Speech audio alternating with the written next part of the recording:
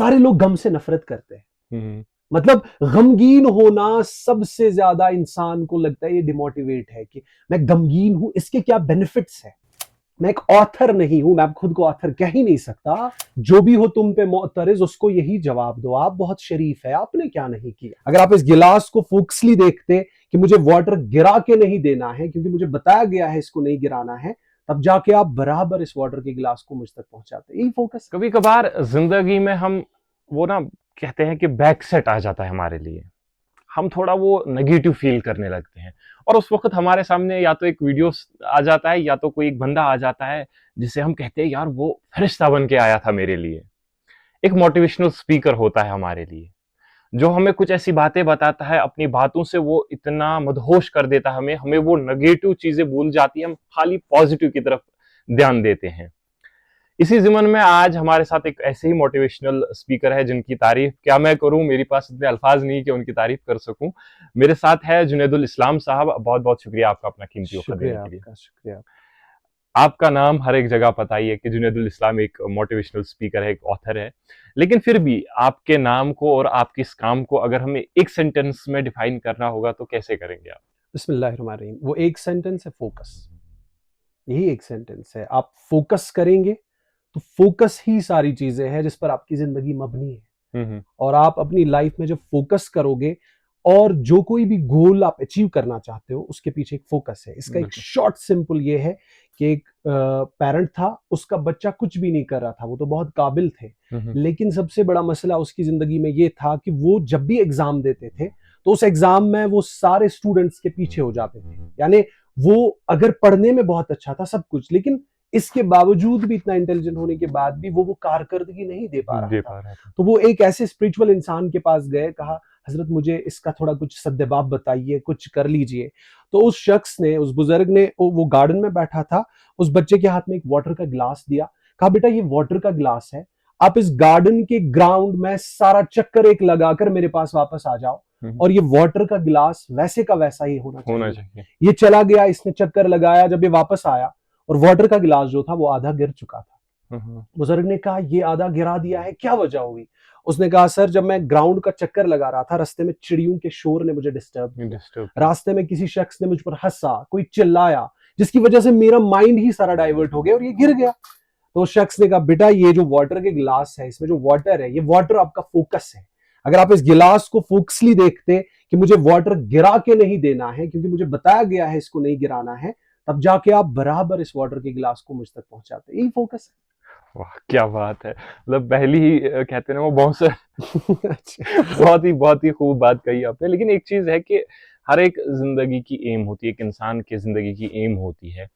आपकी भी कुछ एम रही होगी और उसके बाद आपने चूज किया कि नहीं मुझे मोटिवेशनल स्पीकर बनना है। किस चीज ने आपको मजबूर किया मोटिवेशनल स्पीकर बनने सबसे पे? पहले मैं जब देखता हूँ अपने इर्द गिर्द की जिंदगी, खासकर जब अपने जवानी के पीरियड को देखते हैं और उसके बाद के जो स्ट्रगल्स को देखते हैं लाइफ के, हम्म, और आपको जिंदगी में वो ऐसे इंसान मिल रहे हैं जिनको दर्द ने काट दिया है, जो इतने परेशान हो चुके हैं कि उनका सहारा कोई नहीं बन पा रहा है, उनके उस दर्द की दास्तान को सुनने वाला है नहीं कोई, क्योंकि दूसरा इंसान भी किसी ना किसी जख्म से जो है वो लबरेज हो चुका है।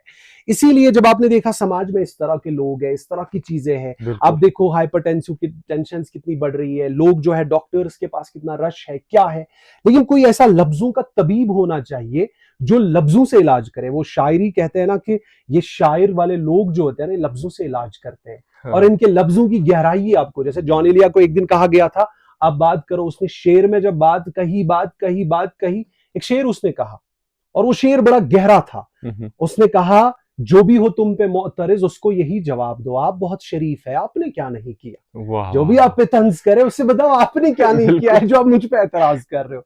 इसी तरह से जब इस समाज में मैंने देखा कि स्ट्रगल कर रहे जवान, या खासकर वो लोग जिनकी लाइफ अभी बनने जा रही है, तो बिल्कुल। क्या रीजंस है इनके लिए, क्या वजूहात है, तो फिर मैंने जो है बहुत सारे ऑथर्स को पढ़ा, बहुत सारे मतलब रिसर्च को खंगाला कि किस तरह से एक ऐसी प्लेटफॉर्म प्रोवाइड की जाए। तो फिर मैंने देखा नहीं, मुनव्वर जमा भी है, बहुत ज्यादा मुतासिर लोग उससे है, बहुत ज्यादा लोग उसके लेक्चर्स को, उसके नॉलेज को सुनकर रो रहे हैं, मुतासिर हो रहे हैं, कोई ना कोई गाइडिंग लाइट है। तो मैंने जो है, मैंने भी चूज किया कि मैं भी जो है इसको चूज करूं। लेकिन उसके लिए एक रीजन भी था। सबसे पहले आपकी वॉइस में वो दबाव होना चाहिए कि आपकी बात सच में मौसर हो रही है। दूसरी चीज आपके अंदर शायरी का शुगफ होना चाहिए। तीसरी चीज आपके पास नॉलेज का एक बैकग्राउंड होना चाहिए कि बिल्कुल। आपके पास इल्मी जखीरा है। चौथी चीज आपको पता होना चाहिए वक्त के तकाजे क्या है, यानी वक्त आपसे क्या डिमांड कर रहा है। ये चीजें एक मोटिवेशनल स्पीकर को मोटिवेशनल स्पीकर बनाते हैं। हालांकि स्पीकर्स बहुत आप देखेंगे, बिल्कुल। लेकिन वक्त के तकाजे के साथ उनकी जबान कभी फिसल जाएगी कुछ भी, दैट मीन्स वो मोटिवेशनल स्पीकर नहीं हो सकते, वो एक अच्छे स्पीकर हो सकते हैं। मोटिवेशनल स्पीकर वो है जो आपकी नरों को पकड़ रहा है, आपके बात को ही डिस्कस करके आपके दर्द को समझ रहा है, तब जाके वो इस फील्ड को चूज करता है। दिस इज द रीजन कि मैं इसमें आ गया और अल्हम्दुलिल्लाह बहुत हद तक इसमें अभी कामयाबी अल्लाह ताला ने दी। तो बहुत बहुत शुक्रिया। हर एक जिंदगी में, हर एक इंसान की जिंदगी में एक पीरियड ऐसा होता है, एक वक्त ऐसा होता है जब वो खुद को वो एक डार्क प्लेस पे फाउंड करता है कि यार बस अब इससे आगे मुझे कहीं रोशनी भी नजर नहीं आती। सही बात। आपके आपकी जिंदगी में भी कभी कभार ऐसा वक्त आया होगा जब आपको लगा होगा कि नहीं बस यहाँ ही तक शायद थी मेरी जिंदगी, अब आगे कुछ भी नहीं है, बस खाली अंधेरा ही अंधेरा है। वो पीरियड किसकी लाइफ में नहीं आया है? शायर ने कहा है, जो हम पे गुजरे थे रंज सारे, जो खुद पे गुजरे तो लोग समझे, जब अपनी अपनी मोहब्बतों के अजाब झेले तो लोग समझे। तो ये पीरियड हर किसी की लाइफ में आता है और अल्लाह ताला आपको आजमाता है, हर चीज से आजमाता है। और आपको पता है जब एक काउंसलर कोई काउंसलर बनेगा, कोई स्पीकर बनेगा, अल्लाह ताला उससे वो पीरियड लाइफ में दिखाएगा कि मैं देखूंगा ये खुद कैसे संभलेगा, तब जाके इसकी बात दूसरे के लिए मौसर होगी। तो ऐसे जब भी कोई पीरियड्स मेरी लाइफ में आ गए, मैंने हमेशा क्या काम किया, मैंने वापस से जो है सबसे बड़ा सबक जो मैंने लिया वो थी द लाइफ ऑफ प्रॉफिट से। आपने प्रॉफिट सिस्टम की जिंदगी पढ़ी, आपने उन लोगों की जिंदगियां पढ़ी जिन्होंने हद से ज्यादा आजमाइशों से सफर किया है, आपने सहाबा की जिंदगी पढ़ी, आपने इसी तरह से कुरान से मदद ले ली। ये चीजें आपको वापस मोटिवेट करती थी। आफ्टर दैट आपका कितना ज्यादा एतमाद है परवरदिगार की जात पे, मतलब वो रखता है आप दुआओं में कितना वक्त गुजारते हो, आप बुजुर्गों के साथ कितना टाइम स्पेंड करते थे। यही वजह है मैं आज भी बुजुर्गों के पास बैठता हूं, वो अपने जिंदगी की दास्तानें बताते हैं, अपने स्ट्रगल्स बताते हैं, हमारे दौर में ये था, हमारे दौर में वो था। वो चीजें आपको बहुत मोटिवेट करती है और जिंदगी में ये चीजें आपको खुद मोटिवेट करती है, तब जाके जो है आप दूसरों को मोटिवेट करते हैं। माशाल्लाह आप एक ऑथर भी है, आपने बहुत सारी किताबें लिखी है, बहुत ही अच्छा लगता है जब मैं कभी आपकी किताबें पढ़ता हूँ। तो आपने जब कोई किताब ऐसी लिखी होगी, कोई ऐसा चैप्टर आया होगा जिस पे आपने सोचा होगा कि यार लिखूं कि ना लिखूं, लिखूं कि ना लिखूं, उसके बाद आपने बहुत सोचा होगा, किसी से बात की होगी कि यार ऐसी बात है मुझे लिखना है, क्या मैं लिखूं या नहीं, तो कौन सा ऐसा चैप्टर था आपकी? कुछ चीजें ऐसी है लाइफ में हजरत, वो ये है जनाब कि सबसे पहले देखते हो कि जो वोकैबुलरी आप उर्दू के इस्तेमाल कर रहे हो, ये बहुत ही ज्यादा जो है ये बहुत सारे लोगों के सरों के ऊपर जाएगी। जैसे मैं आपको बताऊंगा, आप मुस्कुरा रहे, आपको ये समझ आ गया, बिल्कुल। आप हंस रहे, आपको ये भी समझ आ गया। आप काफी स्माइल कर रहे हो, आपको ये भी समझ आ गया। तीनों चीजें समझ आ गई। मैंने नॉर्मल बात नहीं, लेकिन अहले अदब की जबान में मैं यही वर्ड आपको बताऊंगा, आपके सर के ऊपर जाएगा। हुजूर आपकी जिबी पे तमकनत के आसार नजर आ रहे हैं। मैंने ये सेम मतलब वही है, लेकिन ये आपके सर के ऊपर जाएगा। इसमें जो मिठास है, इसमें जो लज्जत है, बिल्कुल वो महसूस की जा सकती है। यही वजह है जब हमने, जैसे कोई परेशान है, बहुत ज्यादा गमगीन है, ये जो है इसको आप इतने ज्यादा परेशान आप इतने ज्यादा गमगीन हो, मैं इससे कहूंगा, इसके कंधे पे सर रखा, मैं इतना ही कहूंगा, हजरत इन झील जैसी आंखों से रात के तारे नहीं गिने जाते। मतलब ये जो है, ये है इसके गम को डिफाइन कर रहा है। बिल्कुल। तो यही वजह है जब मैंने चाहा कि ऐसी जबान को मैं इंट्रोड्यूस करूं किताब, मैं रुक गया। क्यों? क्योंकि सामने जिनके पास ये किताब जाएगी वो समझ नहीं पाएंगे। वो इस उर्दू के इन चीजों को नहीं समझ, हालांकि इसमें इतनी लताफत और लज्जत है, इसलिए मैं रुक गया और मैंने अभी उन वर्ड्स को, उन वोकैबुलरीज को अपनी किताबों में नहीं लाया। और दूसरी बात, मैं एक ऑथर नहीं हूं, मैं खुद को ऑथर कह ही नहीं सकता, हम एक तालिब इल्म है। और जो भी मेरी आप किताब देखोगे उस पर लिखा होगा मुरत्तब या लिखा होगा मुअल्लिफ, यानी मैंने दुनिया के इतने बड़े स्कॉलर्स की किताबों को पढ़कर उन्हीं से वो नकल चोरी करके वो जखीरा जमा करके लोगों के सामने पेश कर दिया। हम जब ऑथर बनेंगे तब हम कहेंगे, क्योंकि शायर ने कहा है, लिखना पढ़ना ये कहना सुनना चलेगा कब तक खैरत के मारो, मैं अपने कागज कलम की दुनिया अभी जला दूं तो क्या करोगे। वाह वाह वाह, सही वाह।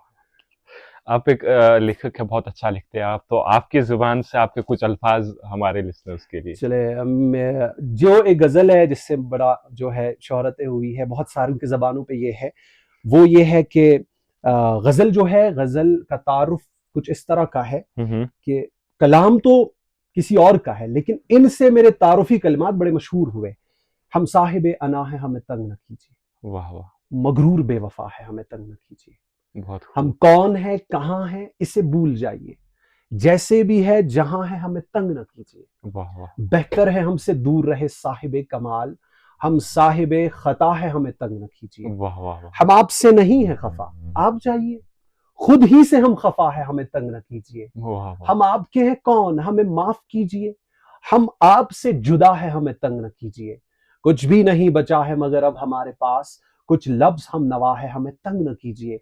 और मेरी गजल जो इसके बाद मैंने इससे मुरत्तब की वो ये है, सूरत को निगाहों में बसाया नहीं करते, वाह वाह वाह, हर एक को महफिल में हंसाया नहीं हंसाया करते। नहीं करते। माना के हुनर आज भी रखते हैं कुछ ऐसा, जो चीज मयस्सर हो वो जाया नहीं करते।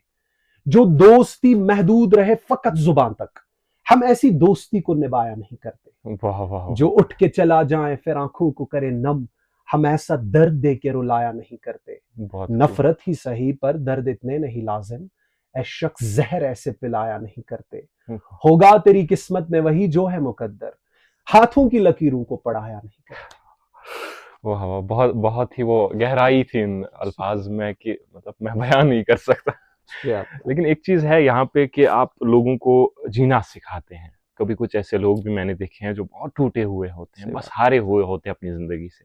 आप उनको एक नई जिंदगी अता करते हैं, आप उन्हें जीना सिखाते हैं, आगे बढ़ना सिखाते हैं।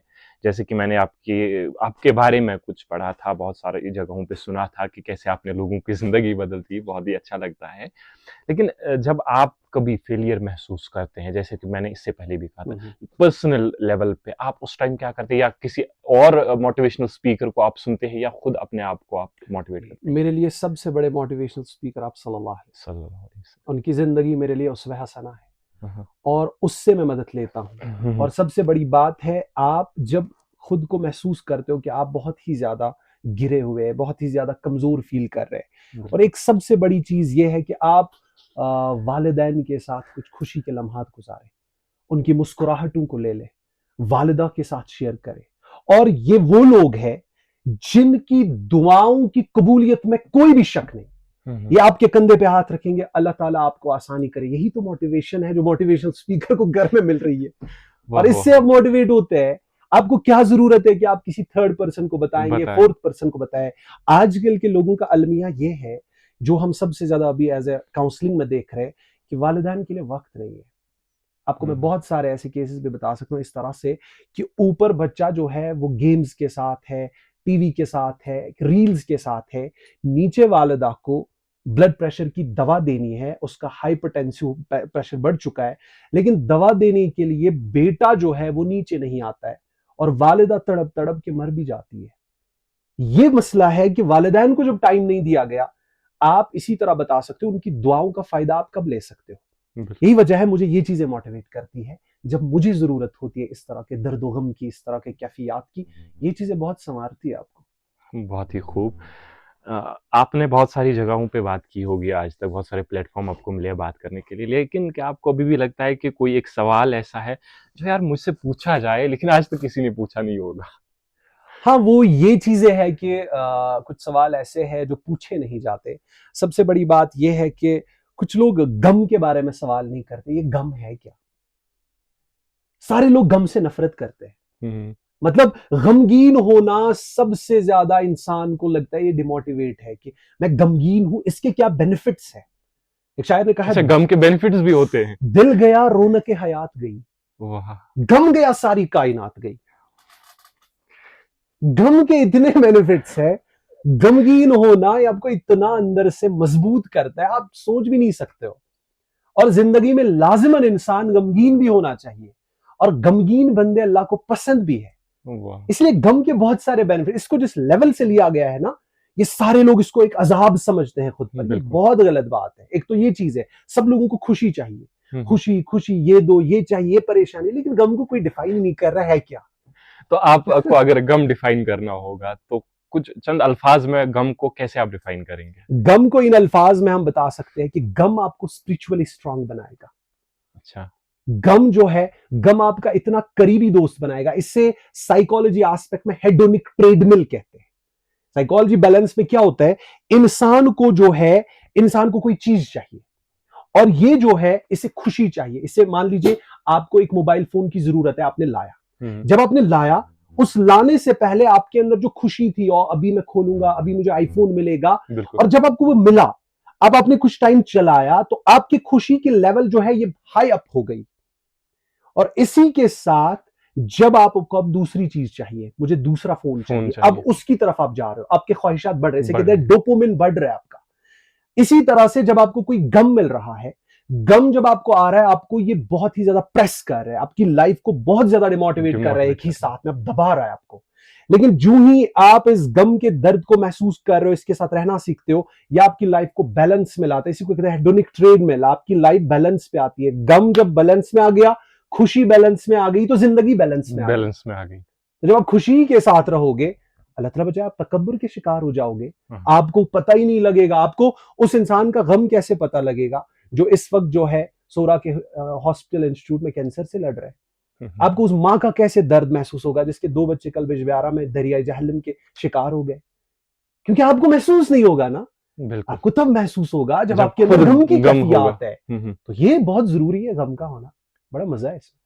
तो आप जब कहीं पे जाते हैं एज मोटिवेशनल स्पीकर, अगर आप स्कूल में जाते हैं, कॉलेज में जाते हैं, किसी सेमिनार में जाते हैं, तो वहां पे आपको लोगों को मोटिवेट करना, एक मोटिवेशनल स्पीच देनी है। जी जी। तो कौन सी चीज आप वहां पे सबसे पहले नोटिस करते हैं? सबसे पहले जो गैदरिंग होती है, मैं गैदरिंग में चाहता हूं अटेंशन।